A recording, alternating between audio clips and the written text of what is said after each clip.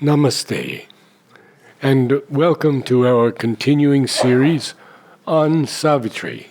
Savitri is the message. When this came to my mind, this title, I had read that Mother said, Savitri is the message, all else is preparation.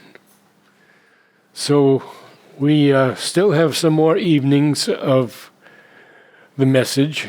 And now we are in Book 7, the Book of Yoga, page 478. I will begin at the small break. A conscious soul in the inconscious world, hidden behind our thoughts and hopes and dreams, an indifferent master signing nature's acts, leaves the vicegerent mind a seeming king. In his floating house upon the sea of time, the regent sits at work and never rests. He is a puppet of the dance of time. He is driven by the hours. The moment's call compels him with the thronging of life's need and the babel of the voices of the world. This mind no silence knows, nor dreamless sleep. In the incessant circling of its steps, thoughts tread forever through the listening brain. It toils like a machine and cannot stop. Into the body's many-storied rooms, endless crowd down the dream god's messages. All is a hundred-toned murmur, and babble, and stir. There is a tireless running to and fro, a haste of movement, and a ceaseless cry. The hurried servant senses answer apace to every knock upon the outer doors. Bring in time's visitors. Report each call, admit the 1,000 queries, and the calls and the messages of communicating minds, and the heavy business of unnumbered lives, and all the 1,000-fold commerce of the world. Alok Bhai, there's so much here, so much to cover. Please begin for us. But first, there is the wonderful word of hope, a conscious soul. Soul is always conscious. That is not the problem. The problem is not the soul part is the solution, but it is in an inconscient world. It also means that as we grow conscious of the soul, we become more and more conscious of the unconsciousness of the world. One of the signs of the soul development is that you feel like a stranger in the world. As long as one is not conscious, that story of that lady who came here and was admitted into the yoga, and she says, one day she tells the mother, "What have you done to me?" Why? "Before I took to yoga, I had a very wonderful view of the world. All is good, all is nice, bon ami." Now I've become aware of so much which is ugly, so much which is painful. And the mother smiled and said, "Now take the next step, go further and discover the one behind everything and everywhere." So there is a phase, there is a time when we are well adjusted, so-called well adjusted to the world and its ways, and we don't even realize that we are in a kind of trap, a prison. We don't realize it. Life is moving mechanically. We believe that we are very busy, so it's so wonderful. And we are busy doing, probably most of the time, spoiling God's plan, but for man. And yet we are very happy, earning some little name, fame, money, all this, relatives, getting married, getting busy. This is the average life of the human being. But then a time comes when we begin to wonder, what is this? Is it all? In many, it takes the form of a crisis, unfortunately. So there we see in Savitri the door inwardly opens, or rather, she has chosen it through a tremendous crisis. Same thing we see in the Gita.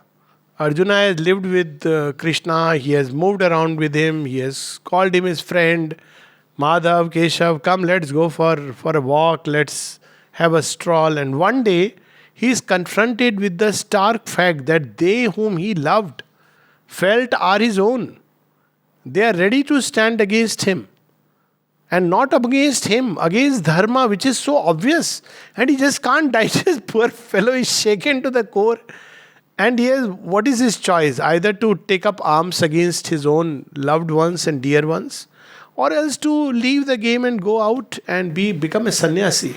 I had heard, and maybe you can confirm this, that mother too was fed up with human beings. Well, both mother and Sri Aurobindo Sri Aurobindo is such a perfect gentleman that he won't use the word, but time to time, a word or two slipping here and there, one can see that it is not at all easy to live.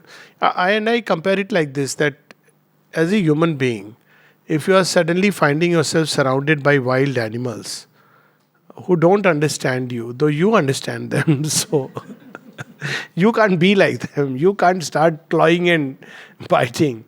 So something similar to divine beings.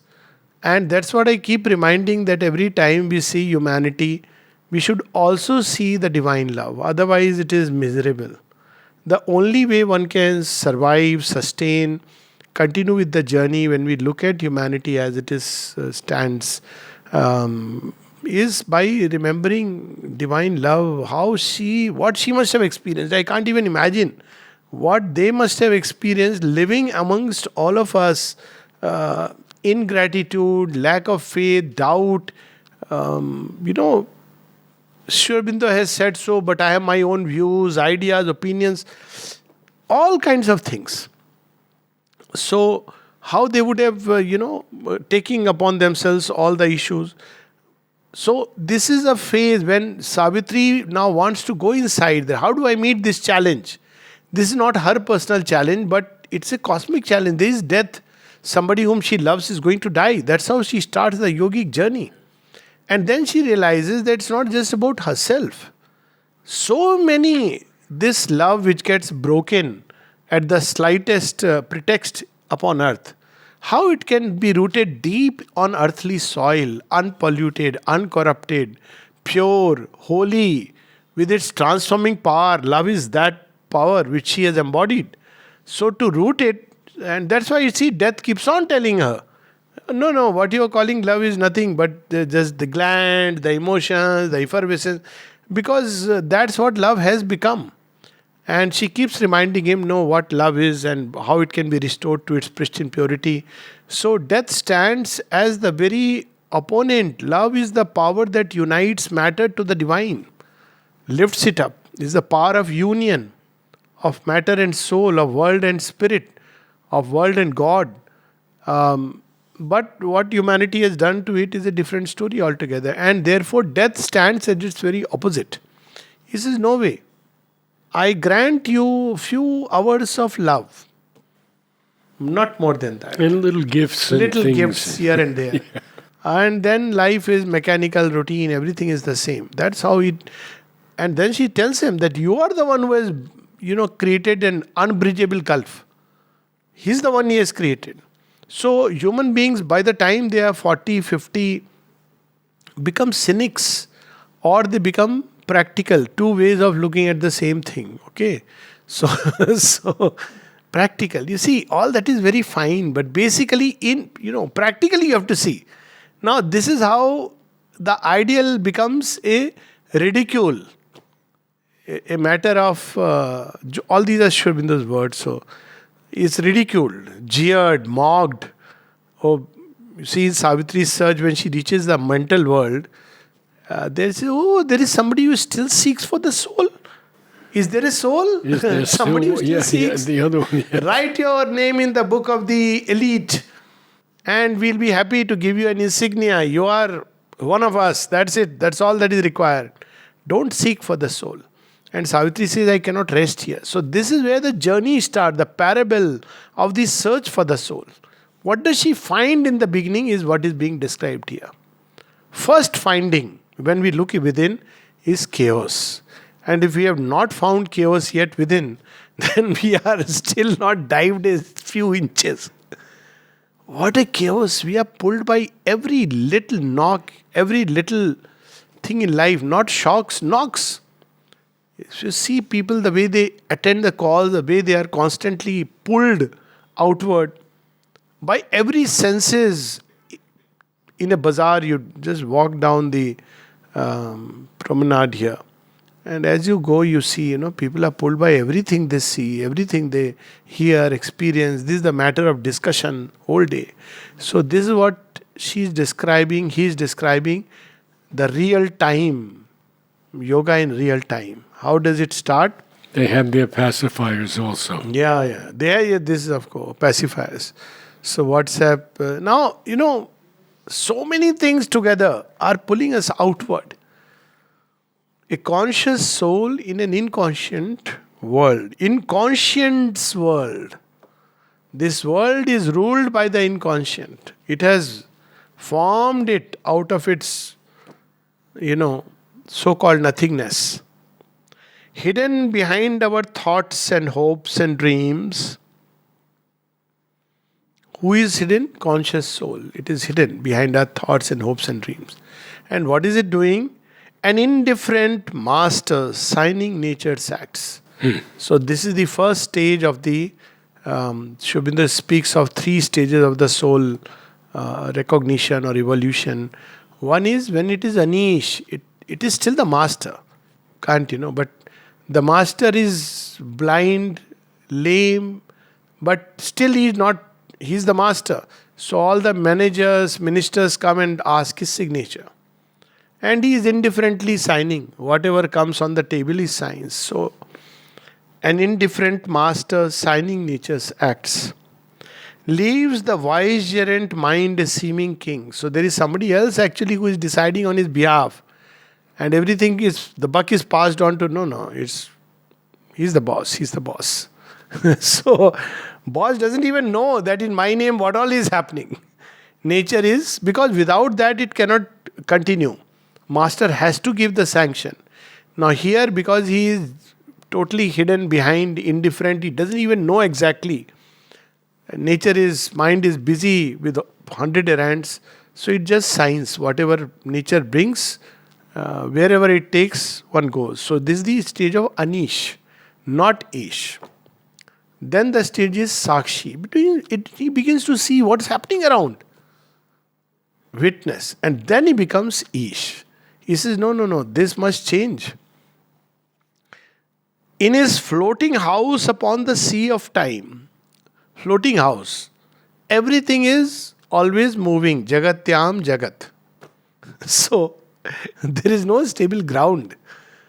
If you look at our state, mood from morning. So some people say, no, I act according to my truth. So what is your truth? Well, what I feel inside. Now, what you feel inside in the morning is very different from what you feel inside after 1 hour, what you feel after a few hours, what you feel on an empty stomach, what you feel when your stomach is full. And these feelings keep changing all through, which is considered as I am being myself, true to myself. See, look at it. It's a floating house. There is no anchor. There is no stable ground. In his floating house upon the sea of time, time itself is all the time shifting itself. See, there are huge loops of time which are coming into play. On top of it, there is the human mind. Swami Vivekananda described it very interestingly. I think it was from Sri Ramakrishna when he was asked that how does the mind act? He says, mind is so restless. He described it like, imagine a boat and which is being rocked upon a sea which is in turbulence, and there is the staff of the sail staff, and there is a monkey out there sitting on the sail staff. So that is the state of the human mind. So how does it become still? That is the big challenge. So one of the ways is this, is now my own version, this part. Because when I read it, I said, so how to make it still? So give the monkey a job. Don't leave him jobless. You see, jobless minds are the most restless minds. Give him a work. That's why work purifies. Give a work. Nobody is there to give a work to yourself. In military, because it's a very high end work, but you don't have a work on a everyday basis. After all, you don't. If there is war, there are certain works designed, like every day there will be certain number of shelling both sides. This one, but that cannot be done all the time. Sometimes you are on a peace time. Most of the time you are not on the border, so you can't be doing shelling. So the joke that used to go is, gadda hodega, dig the ditch. So after it is done, sir, what to do next? Now fill it up. So, devise a job. The mind needs. So to concentrate, work is one of the best means to teach the mind to concentrate. So that's why it is said an empty mind is a devil's workshop. Why? Because now chaotic impulses keep coming. So give it some work. Of course, if the mind has graduated through work into a stage where it can constantly remember the Lord, or reading, these are wonderful works. Give some work so that the mind can, that restless monkey is very happy holding a carrot and eating it, and for some time so this is one of the ways. But that's for later. He is driven by he is a puppet of the dance of time. He is driven by the hours. The moment's call compels him with the thronging of life's needs. So what are the things that compel him? Oh, I am hungry. After some time I need this, I need that. So he's all the time running in life's needs. There is a slight, sense of humor also here. When mother was asked what really are life's needs, he said actually there is very few. It's almost nil. And yet every day we have certain things, modicum of necessity, which drives us. And the babble of the voices of the world. This one is Babel. Babel. Tower of Babel, right? Yeah, the Tower of Babel was going to be built, and it could never be built because there were so many different voices. They couldn't understand each other. So the Tower of Babel never got built. There's an interesting notice here also that 7 lines later we have Babel. So we had Babel and Babel. Yes. Babel, something babbling, always talking, like a brook can babble, people babble. So this is Very Babel. often. Tower of Babel is mother spoke of Auroville as a Tower of Babel in reverse. Because I hope. Yes. Oil is a hope. I'm praying for that. Yeah. So here is, a description of the mind. This mind no silence knows, nor dreamless sleep. People say that I didn't see any dream. It means we were unconscious. Even from the point of view of pure science, every night we enter from the surface into the dream phase, what is called as rapid eye movement. Very scary if you actually look at a person's eyes during that state. So all the system is going through an overhauling. Your pulse, blood pressure, everything is, onto a overhauling system. And the eyes are moving rapidly. All this actually happens. So during this phase, the system is on, as if nature is washing out many things and resetting the balance. That's what it is doing. But that process is, nature has perfected it. So during that time, one often dreams. So there are stages through which one goes.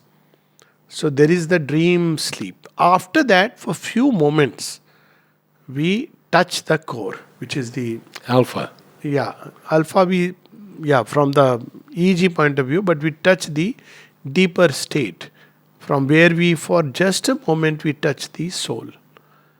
And then we come out fresh and rejuvenated. But there must be time enough for it to touch that core. Now, those who know how to touch the core can do it without actually sleeping. But the distance between the surface and the depth is so much. The more number of messages and everything that we have registered, all that the mind will go through that haze and maze, which is a long process, whole jumble. So there is nothing like dreamless sleep. We say that we haven't dreamt because we are not conscious enough. We don't register things and don't bring it to the waking state. One of the signs that one is developing in yoga is that it often brings back the memory of the dream state, because it makes us conscious in the unconscious. So we become aware of the dreams, and then, of course, the significance, etc.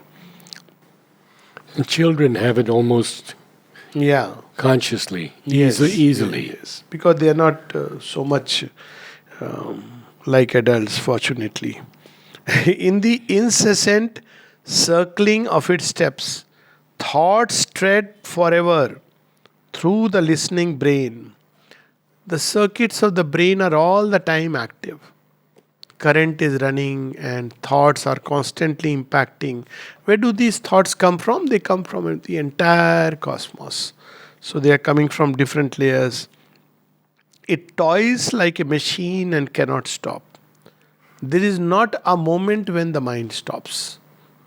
That's why one of the ultimate criteria that a person is dead is the brain dead, when actually nothing is happening, nothing is being registered in the brain.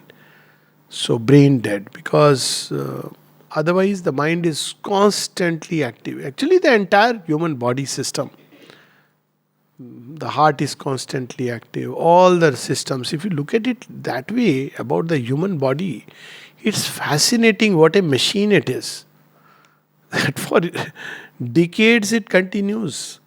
Just imagine the heart constantly pumping, constantly, and nobody tells it. It's like nobody has at birth said, "Okay, watch." You have put the automatically it goes on and on and on, and it knows how to upgrade, downgrade, depending on the people we meet, and it goes on, serves you for 70, 80 years. All the nephrons, it's if one could see it in real time, even the thoughts that how they run through the brain, the synapses, the current, it's just amazing. So this is the machine that goes on into the body's many storied rooms. Endless crowd down the dream god's messages. So the dream god is the world which is behind this tangible, visible world. So there are many sensations and perceptions of which we are normally not aware, ordinarily. So people must have noticed that almost all the pains increase when it is night, because consciousness tends to automatically come back and we begin to register things which we had not registered. And a little pain here suddenly amplifies to what extent. So all the sensations here, there, from the body's toe to the brain, all the little things which have come to us begin to rise up in that state of sleep from the subconscious. All is a hundred-toned murmur and babble and stir. Meaningless talk like that. So many of the images, 90% of the dreams come from the subconscious. Sometimes if one sleeps on a heavy stomach, so one has nightmares, well known. If you have slept with a kind of watching a movie which is full of, lot of excitement and violence, then it goes on inside the brain. Sometimes you may even complete a half-seen serial, but that's not how we should sleep. But people who sleep with animated discussions, not uncommon in human settings. I was going to say Indian settings, but I don't know, human settings. So all this goes on because you have triggered a thing. Now people think now it's over. It's not over by saying it's over. There's something called in brain as mirror neurons. So whatever you have experienced even for 5-10 minutes, it goes on mirroring, repeating itself into the neuron. That's why they say that when you go to a hospital, tell something nice. So it will keep mirroring even after you have gone. Give a nice smile and say. But if you go and say, oh my God, I heard you had corona, oh my God. And then you add television network. I believe a lot of deaths are, oh poor fellow is there. Yes, even in Pandey we had so many cases. He is wanting to hear from you some positive word. Now after you have gone, this keeps mirroring inside. He was not watching TV, so was safe.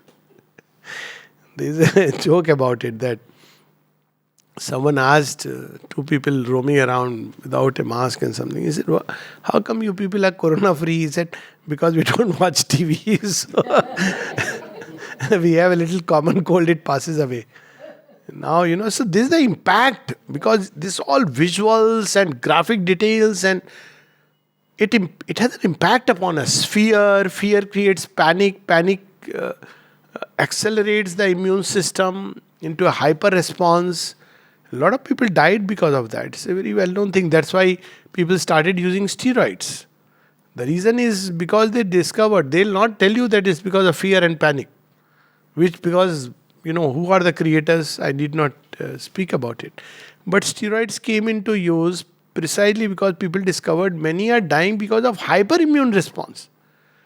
Your body, it's a normal virus which has come, or an abnormal virus, whatever you want to tell it. Normally your body would take it, halka thandi hai, jukam hai, and you'll be fine. But now the mind has stored up messages. Subconscious. I have a cold, uncommon cold. No more a common cold. No, dangerous cold. So what happens? Mind is the master organ, the vicegerent. Soul is not having a say. Mind has been given absolute authority. He says, I must fight out this fellow. So it becomes extremely aggressive. Viruses, he says, I came just to take a little bit, 2-3 days rest, and I'll go away. Now you are cascading, so virus also, becomes very aggressive. It's a known thing actually. So both ways, on one side the virus is aggressive, you have turned the body into a battlefield, and hyperimmune responses start creating damages to the body, because even immune response, a lot of people, autoimmune disorders are there. So they discovered that steroids are helpful because of the hyperimmune responses. So this is now established, but nobody will talk this way that, it's because of fear and panic which people have created. So all these things are there. All is 100-fold murmur and babble and stir. There is a tireless running to and fro, back and forth. A haste of movement and a ceaseless cry. This is a very much like a modern approach of life, fast food life, where everything must be quick.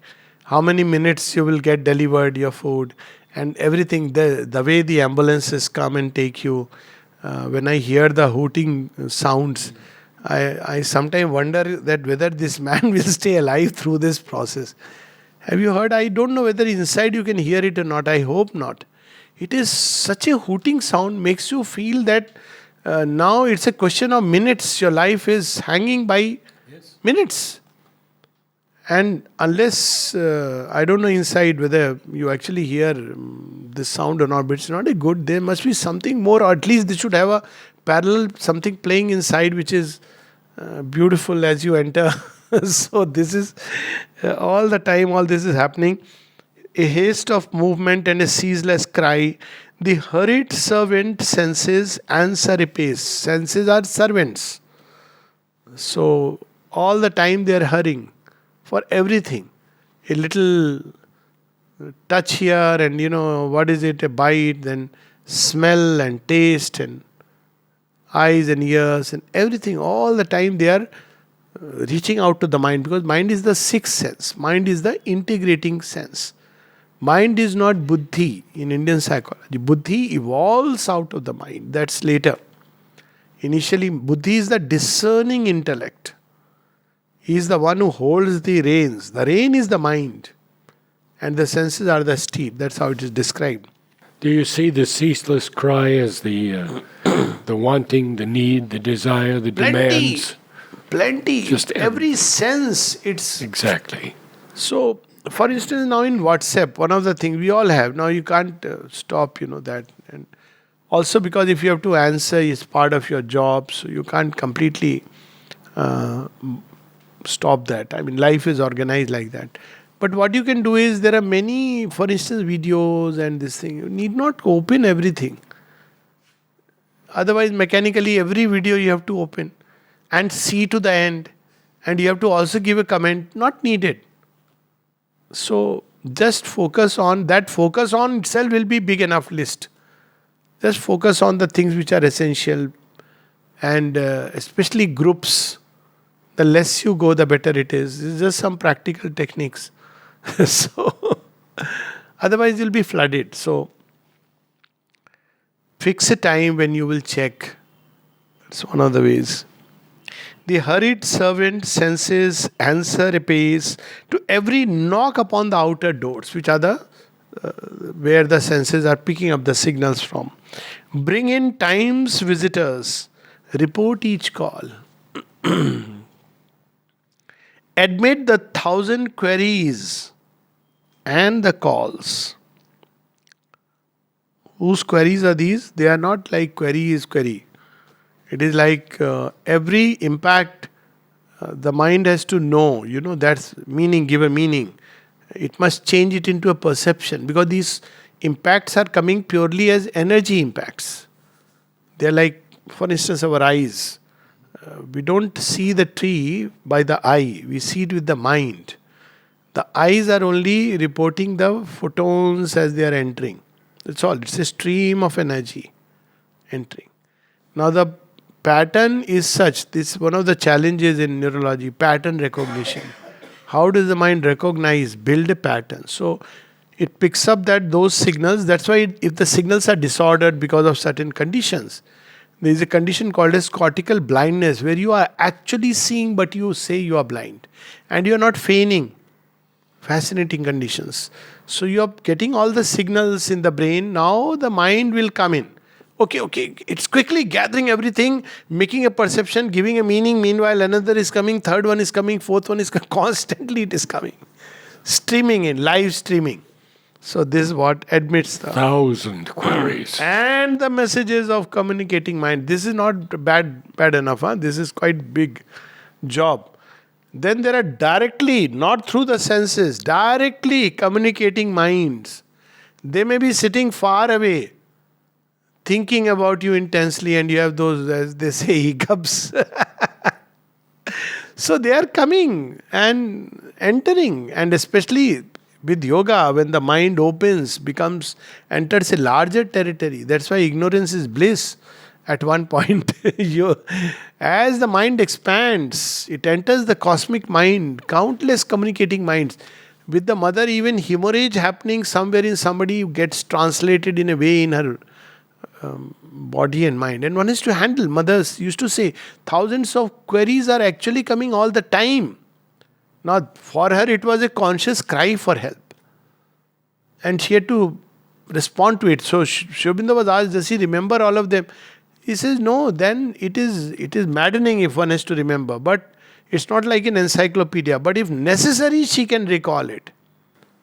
But usually one just replies, answers. And when she said there was a problem in New York, she had a pain in her shoulder. Yes. So when we enlarge ourselves into a cosmic consciousness, then we become acutely aware of this. Sri Aurobindo even goes on to say, I am the stab that somebody experiences, I feel it. The joy of someone else, I experience it. I am the life of the village and the continent. So what is the way? The way is to, now how to handle it, how to respond to these queries. So all these are valid questions. So what is the way to do it? Respond if you live within, in the with the eye of the soul, and keep live streaming out. Peace. Doesn't matter. Whatever is the thing streaming in, ultimately human beings need peace. The world needs peace. That's why this was inbuilt within Indian civilization. That, and Mother speaks of that, Shanti. Now, once a ground is built, your matrix becomes full of these light and peace. Then there is nothing to be done consciously, because whatever comes and touches it goes back and bounces as peace. Peace. Buddha's presence is peace. So this is the approach. But first the ground must be made for which one has to learn to step back. So that's what Savitri is showing us, the first step. Learn to step back and not rush into every call.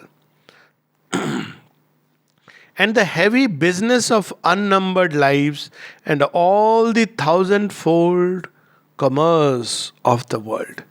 So this is a secret commerce going on, what is called as interchange. There is the mental interchange, which is still okay, but vital interchange. So vital interchange is when we mix closely with people. People don't realize, this. I have seen, and I've never understood how on phone for half an hour with totally unknown, random people. Some relative calls you, and there are people who can talk for half an hour, and meaningless things. I can understand if there is some sense or somebody who is closely connected to you, but absolutely random calls, meaningless. Even after the conversation is over, okay, how is the weather there? Then a new thread will start. Then the person is not asked, you are saying, how's the weather here? And then when it's time to put down, I'm telling you a typical conversation. Mm-hmm. And one of the things which is most annoying about, I don't know how it is outside, but Indian homes, I must say. Everything is over, dinner is over, you are served that cardamom to eat, and it's like saying, okay, bye-bye. And you have said, okay, goodbye, we'll meet again, aujo and all. You come out. So the people in the house also step out. See, everybody knows what I'm talking about. Just before you are leaving, you suddenly say, Acha, by the way, or some such comment. Something like, where did you get these shoes? Some random comment. 15 minutes discussion will go on because it will again take another route. And there are people who are standing outside. Some insignificant something. This is the state of the human mind. So when you see it, you wonder, engaging in yoga, first you have to learn to disconnect from all these things, totally random events, triggered by just a little sight here, a little sight there. Oh, where did you get this wall painted? Oh, this is a nice thing. So this is how it goes on. What a chaos. So 1,000 and all the thousandfold commerce of the world. This is the secret commerce. And people with whom we intimately converse, especially animated discussions or what goes in the name of what we call as love. So there, this vital interchange can be very tricky.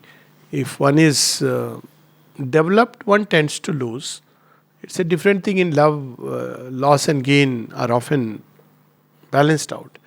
And if one is not developed, then one tends to gain. If you are, engaging someone, like with mother, she would play, do everything, but very consciously. I think we should continue on. Yeah, some more. Even in the tracks of sleep is scant repose. He marks life's steps in strange, subconscious dreams. He strays in a subtle realm of symbol scenes. His night with thin air visions and dim forms he packs, or peoples with slight drifting shapes, and only a moment spends in silent self. So this is what we were saying, that only a few moments consciousness goes into the depths and touches the silent self. That's what rejuvenates it. And that's why chronic sleep disturbances is so dangerous. Because whole nature starts becoming turbulent, restless, abnormal conditions, precisely because, that silent self is not being contacted. Of course, those who are accustomed to meditation, you can do it, through meditation, but it takes time. We'll read this page, something. Yeah. Yes, until that last line, I think it'd be beautiful, yes. Adventuring into infinite mind space, he unfolds his wings of thought in inner air, or traveling in imagination's car, crosses the globe, journeys beneath the stars to subtle worlds, takes his ethereal course, visits the gods on life's miraculous peaks, communicates with heaven, tampers with hell. Such a real graphic description. In Synthesis of Yoga, Sri Aurobindo describes this whole thing very beautifully. He says, when we begin to go within, is there in the Yoga of Works, the first thing that we encounter is the disorderly order. We call it an order, but we see a total chaos. If we have to just observe our mind one day, the way it runs chaotically from. That's why one of the simplest thing is how to concentrate the thought in a certain direction, along a certain channel, over a certain idea. Meditation, simplest of things. Even in discussions, you'll see how people are running completely in a different direction. So learn to focus the thought on the core idea. Weave around it. But this itself is a big work.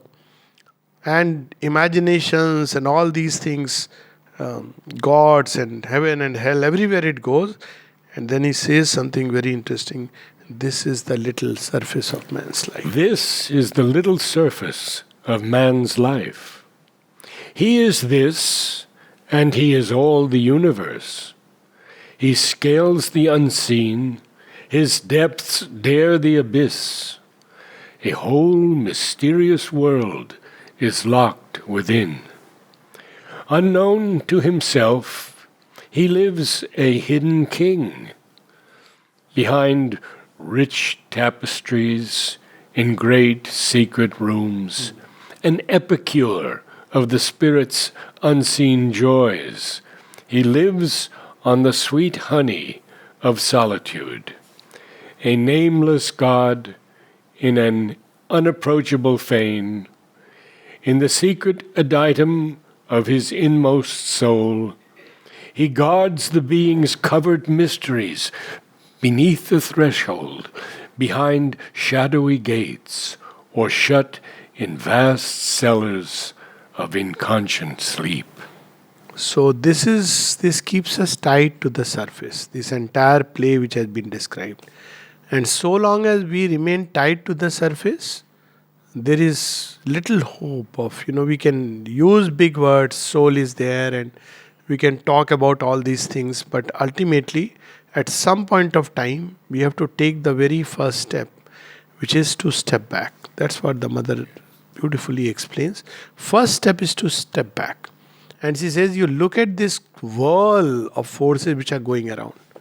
So how to make sense of it? She says, don't try to make sense. Just see how much of it is really useful for the goal. So she says, you will see that 99% of the things, she doesn't use the word 99%, but most of it is useless. It has really nothing to do with the goal that you are seeking. So stay focused on the goal. And see that most of the things are so transient, so temporary. Whereas the goal is eternal, it's so vast. And if we really value it, we'll see that most of these things, after a while, rise, fall, go. But to stay focused inside. This is what she says. I feel that it is self-defeating to be too conscious of what's happening in the government, in the world. It is another way of tying ourselves to all the... And second part is, most importantly, we must understand that what we are seeing, whether through media, through any kind of... None of it will be true. We should start with this axiomatic assumption. If we have to make an assumption, we should start with this axiomatic assumption that the world is still governed by forces of falsehood. Still governed. This is a sad fact. Now, yes, good things are happening. Divine will use many things for the ultimate good. That's different. But our preoccupation should be first to open that eye that can see. Right now we are like Dumat Sena, blind. And we see and we don't understand. We react, adding more and more, So we must wait and, behind everything, behind this dance, this whirl, which is carrying human beings like fly upon a storm. That's how the mother speaks of it. And yet, beneath the threshold are so many wonders awaiting us. And so beautiful description toward the last few lines. The immaculate, divine, all wonderful, casts into the argent purity of his soul his splendor and his greatness and the light of self-creation in time's infinity, as into a sublimely mirroring glass. So it is through the soul that he pours into us all the beauty and splendor and peace and light and everything. So if ultimately we feel a little bit on the surface, but the right place where one should drink the honey is to go deep inside. That's where we have the pure honey from the lotus. And we can drink it from the Divine Mother's hands. Shall we end with the last line? This last line, yes. Man in the world's life works out the dreams of God. So the only difference is whether we become conscious instruments or unconscious ones. Unconscious means we are tossed and twisted and turned by all the forces eventually, because what is nature? Nature is also a conscious front of God. She will end up getting it done.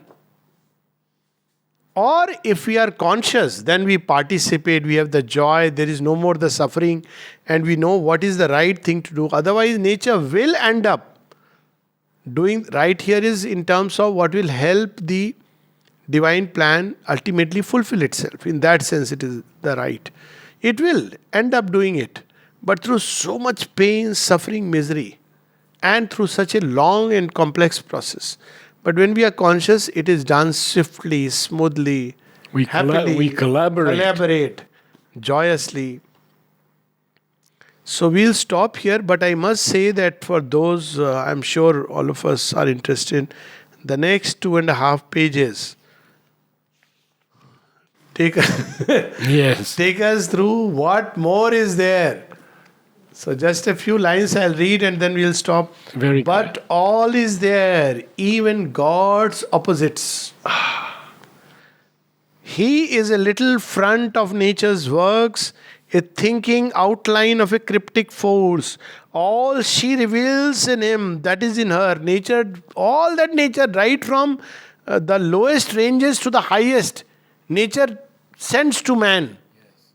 Handle this, handle that. So all her glories walk in him, and her darknesses, man's house of life, holds not the gods alone. There are occult shadows, there are tenebrous powers, inhabitants of life's ominous nether rooms, a shadowy world, stupendous denizens.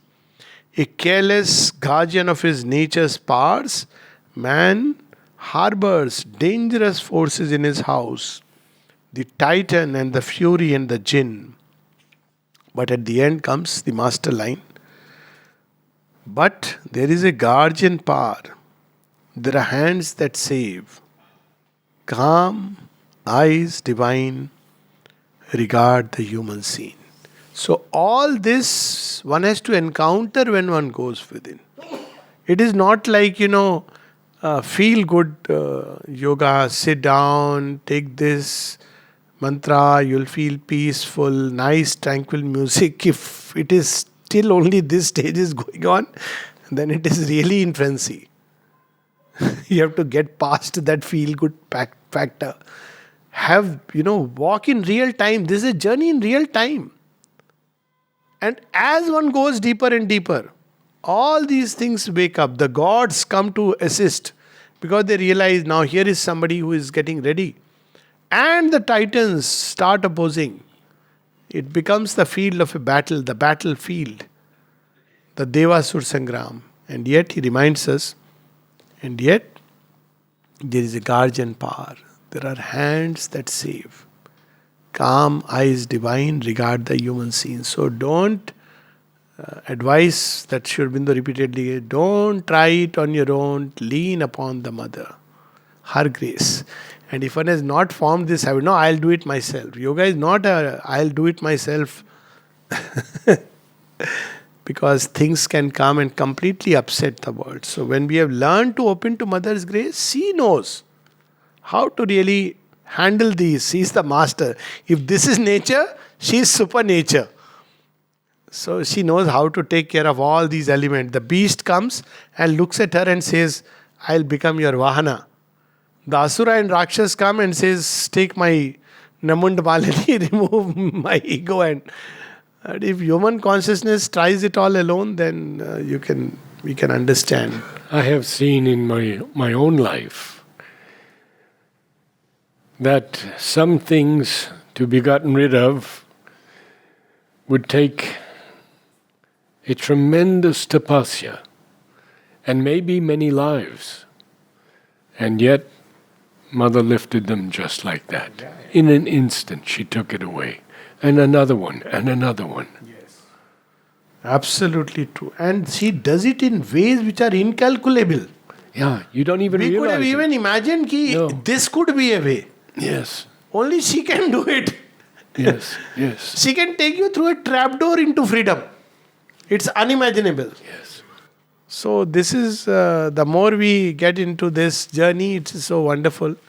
It's a journey in real time. Yoga is not an easy to do step 1, step 2, step 3 process. We can see it is to wade through. Just to close with one experience of Sahanadi, what these forces are. So one day she sees at night that there is an ocean and she is caught up in it, and she's jostled by beasts, all ungainly beasts, and they're all around her, and she doesn't know what to do, whether she can really reach anywhere or not, and she feels so lost and frightening whole image. Imagine all around there are beasts, and then suddenly she remembers, but Sri Aurobindo is there. And as she remembers him, you have to take me to the other side, it's not in my hands.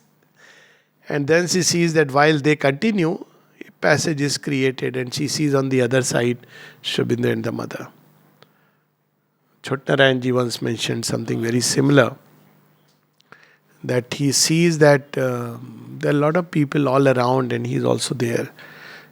And suddenly there is a cry all around, Jarasandhaya, Jarasandhaya. Jarasandh is of course, a Mahabharata character, but he represents something. The joining of the thighs. It's a union of the beast and man. So that kind, Jarasandhaya, Jarasandhaya. And everybody starts running terror-stricken. So for a moment he also, feels a lot of fear. Where to go? What? People are running. And then he says, but Sri Aurobindo and the mother are there. And then he sees suddenly the scene changes, and right across on the other side there is Sri Aurobindo and the mother, and all becomes calm. So the thing is, because people would read and, oh my God, this is the first step. Yes, but first step, second step, all steps, let it be her steps. Namaste. Namaste all. Namaste. Namaste. Namaste.